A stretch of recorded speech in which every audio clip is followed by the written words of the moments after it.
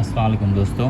तो आज का हमारा टॉपिक है इंग्लिश ग्रामर से, जो कि है काजेटिव सेंटेंसेस। अब ये बहुत ही आसान टॉपिक है। पहले तो हम ये जानें कि हम इन जुमलों को, इन सेंटेंसेस को काजेटिव क्यों बोलते हैं। अब देखिए, काजेटिव जो वर्ड है वो हमने लिया है काज से। किससे लिया है? काज से। काज की माने क्या है? सबब। काज माने सबब।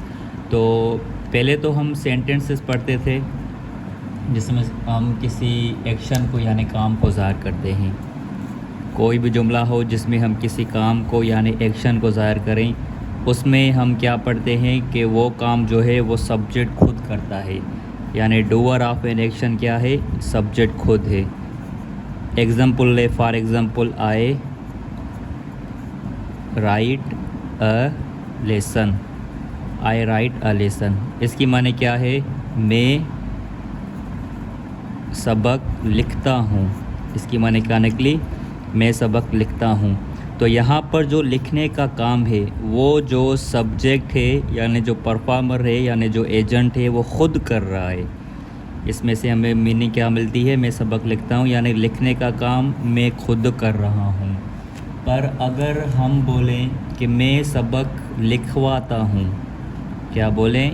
मैं सबक लिखवाता हूँ। लिखवाता हूँ का मतलब क्या हुआ कि जो लिखने का काम है वो मैं ख़ुद नहीं कर रहा, यानी जो सब्जेक्ट है वो ख़ुद नहीं कर रहा। वो काम है लिखवाने का या लिखने का, वो किसी और से करवाता है। यानी वो काम जो है लिखने का या लिखवाने का, वो मुकम्मल करने का जो सबब है यानी जो काज है, वो सब्जेक्ट खुद नहीं है, यानी कोई और है जिससे वो सब्जेक्ट वो काम करवाता है। फॉर एग्ज़ाम्पल मैं लिखूँ, मैं अपने दोस्त से सबक लिखवाता हूँ। यहाँ पर जो हमारा मेन सब्जेक्ट होगा यानी जो लिखने का काम मुकम्मल करेगा वो दोस्त हुआ, मैं नहीं हुआ खुद। जो काम पूरा करेगा, जिससे हम काम करवाएंगे, वो हमारा मेन सब्जेक्ट होगा उस जुमले का। अभी ये जानते हैं कि काजेटिव सेंटेंसेस की स्ट्रक्चर कैसे होगी। सबसे पहले तो ये जानें, अगर हम काजेटिव सेंटेंसेस लिखते हैं या बनाते हैं तो उसके लिए हमारे पास काजेटिव वर्ब्स होते हैं। इसके लिए काजेटिव वर्ब्स अलग होते हैं। हमारे पास टोटल काजेटिव वर्ब्स हैं 5, जिसमें से पहले हम सीखेंगे मेक का यूजेज कैसे होगा। उसके बाद हम जानेंगे गेट का यूजेज कैसे होगा। उसके बाद हम जानेंगे हेल्प भी हमारा काजेटिव में आता है।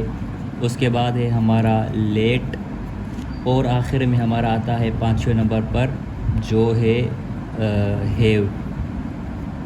ये 5 जो वर्ब्स हैं ये सारे हमारे काजेटिव वर्ब्स कहलाते हैं। इन सारों को हम बोलते हैं काजेटिव वर्ब्स। अब देखें, ये जो मेक, गेट, हेल्प, लेट और हैव है, ये तो हम काजेटिव के अलावा भी इस्तेमाल करते हैं। फॉर एग्ज़ाम्पल, अगर मैं मेक का इस्तेमाल लूँ तो मैं यहाँ पर लिखता हूँ I make twice from clay. I make twice from clay, मैं मिट्टी से खिलौने बनाता हूँ। तो यहाँ पर क्या है, मेक जो है वो हमारा काजेटिव नहीं होगा, क्योंकि यहाँ पर जो मेक है हमने वो मेन वर्ब के लिए इस्तेमाल किया है, जिसकी माने क्या है? बनाना या जोड़ना। तो ये हमारा मेन वर्ब यहाँ पर हुआ। यहाँ पर जो काजेटिव वर्ब है उसका काम नहीं कर रहा, ये उसका फंक्शन नहीं कर रहा। मेक हमारा काजेटिव तब बनेगा जब हम मेक के साथ कोई और वर्ब ऐड करें। फॉर एग्ज़ाम्पल, हम यहाँ पर लिखते हैं मेक के साथ राइट। अब मेक राइट की माने क्या है? लिखवाना। मेक राइट की माने क्या हुई? लिखवाना। एक होता है खाली वर्ब जो है हमारा राइट की माने क्या है? लिखना। जब सब्जेक्ट खुद काम करेगा तो वहाँ पर हम राइट इस्तेमाल करेंगे, पर जब सब्जेक्ट अपना काम किसी और से करवाएगा तो वहाँ पर हम मेक राइट इस्तेमाल करेंगे। अब मेक राइट हम एक साथ नहीं लिख सकते जुमले में, क्योंकि काजेटिव सेंटेंसेस की स्ट्रक्चर आम सेंटेंसेस से अलग होती है। अभी हम जानते हैं कि काजेटिव सेंटेंसेस को हम जुमलों में कैसे इस्तेमाल कर सकते हैं। तो जुमला लिखते हैं कोई भी। फॉर एग्ज़ाम्पल, जुमला है हमारा मैं अपने दोस्त से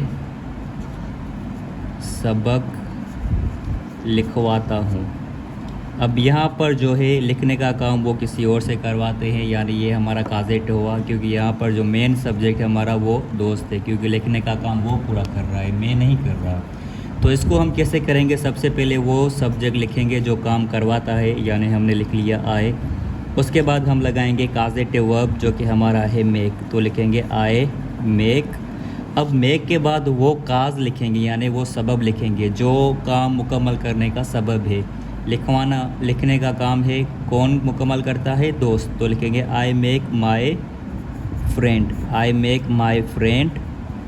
उसके बाद हम वर्ब का बेस फॉर्म यानी फर्स्ट फॉर्म इस्तेमाल करेंगे। वर्ब है हमारा मेन वर्ब लिखना, तो लिखेंगे I make my friend right, यानी मैं अपने दोस्त से लिखवाता हूँ। अब हम यहाँ पर लगाएंगे ऑब्जेक्ट जो कि है हमारा अ लेसन।